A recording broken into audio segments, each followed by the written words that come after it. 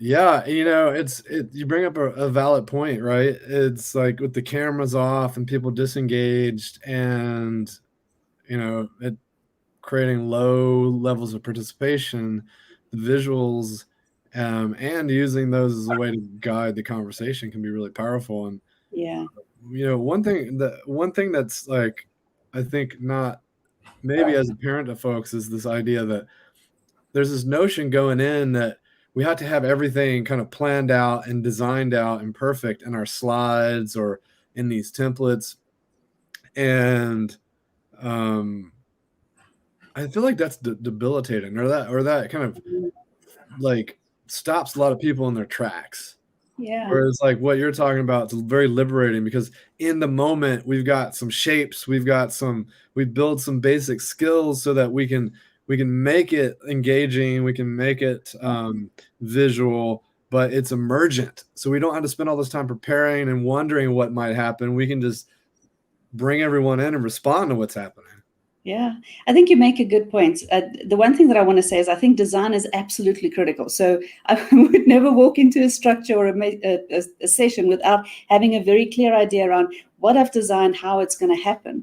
But I sometimes feel, especially when you have a lot of PowerPoint slides and things are too perfect, that actually stops people from participating. What I like about hand-drawn drawings is it's really organic, it's human. It can be a little bit, skew. It can be a little bit weird. It can be a little bit strange, but that makes it relatable, and people can associate with a hand-drawn graphic a lot more than they can with a fancily designed PowerPoint slide. So that's what I think graphics bring to the situation and to the session. A little bit more of a human element, which I think, in terms of online facilitation, we really need that human connection. You bring up a great point, which reminds me of how a trick that I love to do as a as a facilitator is to work with prototypes and bring prototypes. And so if I hear the team needing to go in a certain direction, then I Yeah. might bring a prototype. And a prototype is generally based on stuff that they've already told me that they think they need, but I just assemble it and I generally throw it together, and I kind of do a bad job of it. I mean, it's intentionally kind of wrong, and so because there's this wrongness to it, or this rough, Yeah. like you mentioned, these rough edges, people are more likely to lean in and fix it versus rubber stamp it. Yeah, yeah. Because people don't feel as if they have to be perfect. They can be a little bit messy and grab a pencil and just kind of scratch all over it. And you actually get a lot more creativity and a lot more engagement. So if you want, you can share the screen and show a Yeah. template that I like using in the facilitated sessions that I do. Yeah, let's take a So look. when you see it on the screen, you'll see it's a very simple template, but it's a picture, and immediately there's color, immediately there's people that you can see, and all of a sudden you've just get people engaged with it. Now, this is one thing that I use in a lot of my sessions, asking, what is it that you want out of the session? What is it that you don't want out of the session? And then what is it that you bring out of the session? Now, you can use this in a face-to-face session when you've got a flip chart with this picture or the template up in front of you, or you can use it in a virtual online session as well. Now, if you look at that, it might look very tricky to draw. It's actually not. And with your permission, I can actually show people on the stream how to draw this very, very quickly. It's really quite easy. Yeah, let's take a look. All right, so I'm going to share my video with you here. I'm going to share my camera. And all you need to do is to have a piece of paper and a pen. The closest pen that you have is the right one. And really, if you think about drawing, is really just writing in a different way. So if you can write the word no like that, all you do is you change the direction and you say, let's put the N over there and let's put the O on top. And all of a sudden, you've got a person. So that is a very simple person that I use to in my template. So if you've got the N and the O over there, I'm going to use a bigger marker. You can just have two lines going out on either side, and this could be, what is it that you want out of the session? So that's the first one. Let me take another one over there. You can also, again, using the N and the O, and then have a line out straight horizontally like that, and a little line going up, and say, what is it that you don't want? So that's very simple to draw. And if you talk about what is it that you bring, again, you start with the N and the O, you have the hand going out, and on top of that, you just put a little square like that with a little heart at the top. So it looks like a present almost. And what is it that I bring? So here with three very, very simple icons, you've immediately created some interest. Your audience is a little bit more engaged, and they will remember these pictures when they leave the session. What do you think, Doug? Amazing. I love it. And one thing that that jumps out to me, and this is something that I've noticed with a lot of just simple graphic recording, or anyone who's teaching folks how to draw in these kinds of kind of visual language kind of ways. Yeah. Is, hey, if you don't know how to draw a nuanced version of that thing, put a word next to it. So like specifically just saying no over top of it can really change the drawing in a substantial way. So I love how, the combination of a simple drawing plus a simple word can be very powerful versus having a sticky note with like 3 paragraphs written on it. Yeah, absolutely. Well, let me show you another trick to illustrate just what you're talking about now. So if you think about, again, just using a plain, simple picture, if I have a square or a rectangle like that with a couple of lines in it, that could be, the office. But it could very well also be a hospital, or it could very well be, the home office or whatever it would be. So if you add just a word next to it, immediately it changes the meaning of that picture. Now, if you look at this picture, it's very simple. You can draw something like that very easily because it's not about the drawing. We're not doing high art here. It's about the meaning that you create for your audience. So simple pictures that you can draw very quickly, that's really what we're looking for. That also reminds me of when I own a recording studio, and one of the things we do in the recording studio is when we're labeling the tracks on the mixing console, the thing with all the faders on it, and each one has a different instrument on it. Sometimes we'll just draw a little symbol for the instrument, and what that allows us, the symbols allow us to stay in our right brain. Yeah. Right. Whereas words are more left brain and analytical. And so if we want to be more creative when we're mixing, those symbols can keep us in that creative brain versus like when we're reading words, we're getting more analytical, which is maybe not going to be as more of as creative of a mix. And so while you could just write office, having that building allows our creative mind to still do the sense making. And maybe not even stop to do the reading once we've already established that connection between, that's the office. Then when we're moving that object around or working with that stuff, we've kind of affiliated that already, and we can just kind of work within that connection. Yeah. So think about how powerful it would be if you can teach your team, the team that you're facilitating, a couple of these simple icons, and then you give them the pen and say, now you guys go and do that. Now you're setting them free in terms of their collective thinking, in terms of their creativity, and now they start to create something that I believe they might not have been able to create if it was just words or just a PowerPoint slide. So that's true empowerment, true getting into the collaboration and the thinking of the wisdom of the group. That's so great. There was some leadership advice I got very early in my career, and it was to pass the marker. And this is like early days in my software startup journey. And it was really about, when you're at the whiteboard, if you're the leader always writing everything down, then people are going to be more like opt to follow the leader. And especially if you're a young leader, you want to prove that you know what you're talking about and that you're good at what you do. And so you perfect it all. And so then people don't have anything to change, coming back to our earlier point. So if you pass the marker, then people will share, and we get those earlier, rougher ideas that everyone can kind of jump onto and all collaborate and contribute. And then they co-create it. You're talking about advice that you got early in your career, advice that I got as a facilitator from a more experienced facilitator. As he said to me, don't work too hard. If you're working too hard as the facilitator, it means you are taking away from what the group is supposed to do. So I've always tried to live by that motto. Don't work too hard. Allow the group to come up with what it is that they need to create. You know, that sounds like my buddy Daniel Stillman's philosophy of the lazy facilitator.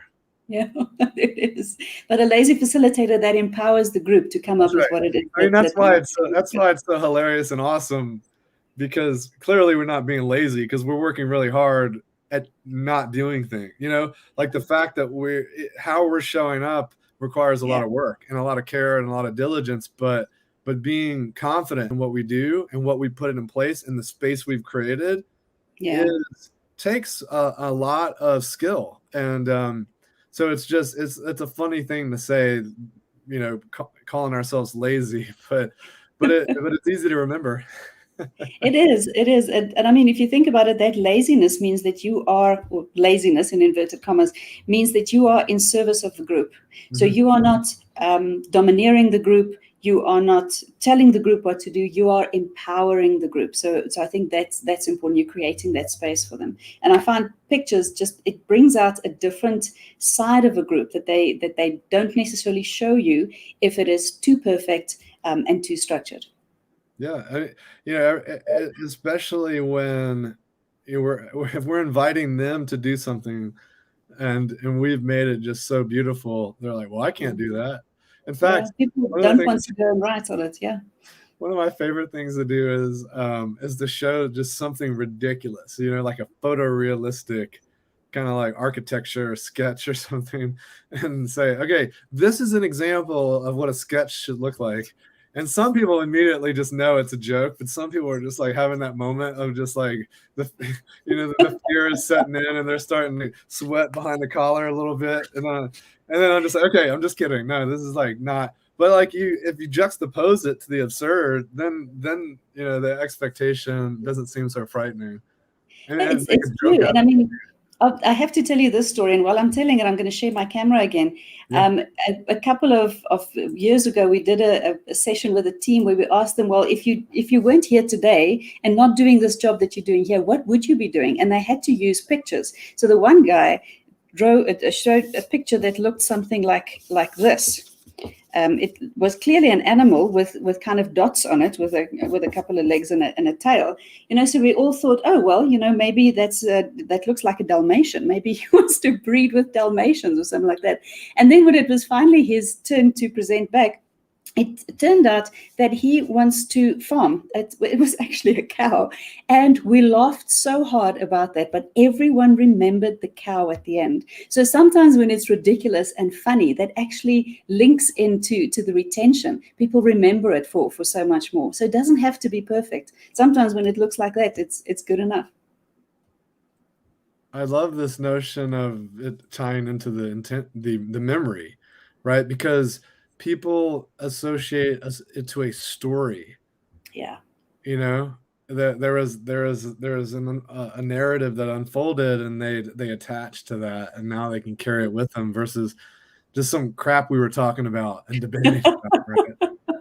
No, that's very true. So think about, you know, team strategy or an organizational strategy. If you've got 5 things in your strategy, how can you create a metaphor or a story and a picture to help people remember that? Because you want your employees to remember the strategy, you want them to align to the strategy so that every time they make a decision, they think about, oh, what is that picture? What is that story? Is this a good decision in order to move the strategy forward?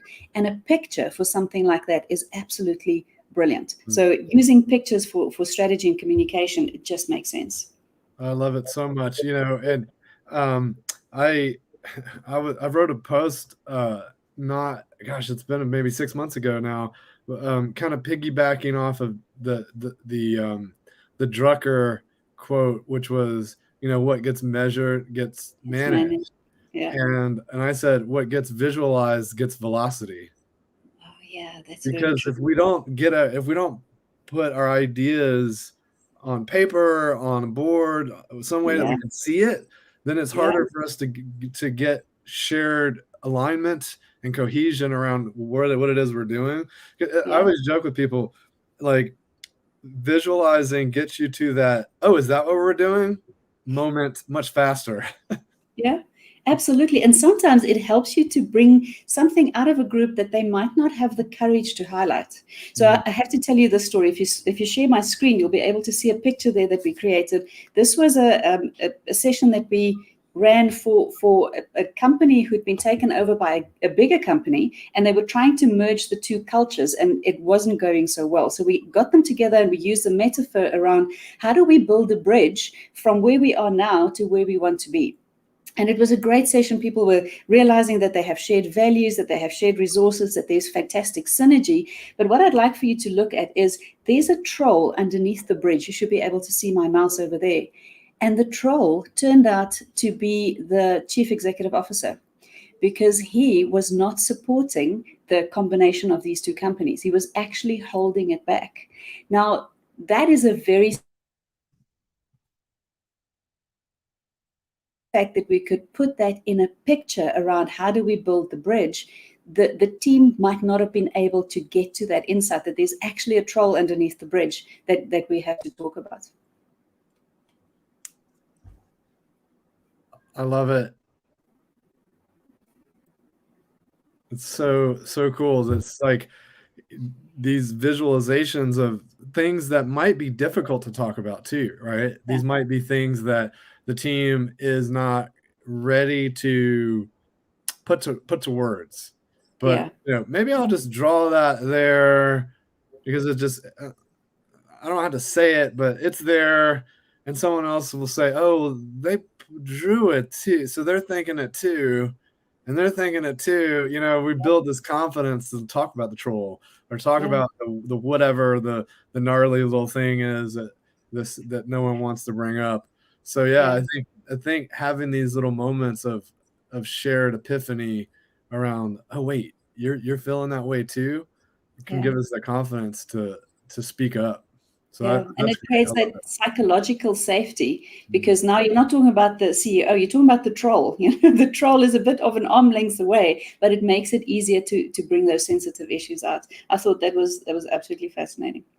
Oh, yeah, that's interesting too. I didn't really thought about that aspect of like, almost, you know, de if you if you're kind of characterizing the behavior and decoupling it from individuals, then you can kind of just like almost like stereotype in a way that like um that just allows them to talk about here are types of things that unfold. Like you see those blog posts, right? Of like, oh, do you have this kind of person on your team, or or do you have a Splunk? Yeah, I remember there's like a blog post about different kinds of software developers. They're like, you have a Spelunker and you have like a Wonder Woman and you have this and that and like and so it's funny. You could actually maybe come up with different kinds of superheroes and things, right? And you wouldn't have to attribute real people's names to them, but I don't know. That's really fascinating.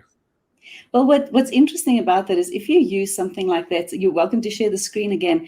This Yeah. is this is a session that I did for a human capital team at one of our financial institutions, and they were having a conversation about what is their culture in their organization about.